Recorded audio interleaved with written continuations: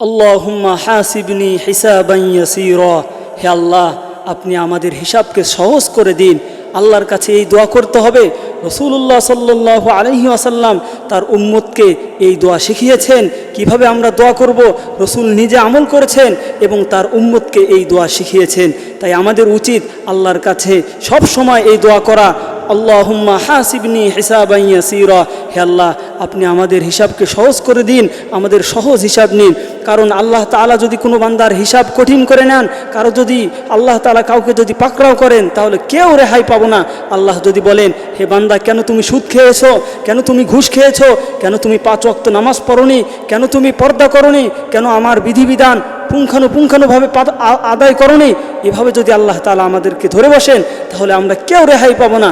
এজন্য আল্লাহর কাছে আমরা সহজ হিসাবের জন্য আল্লাহর কাছে দোয়া করতে হবে।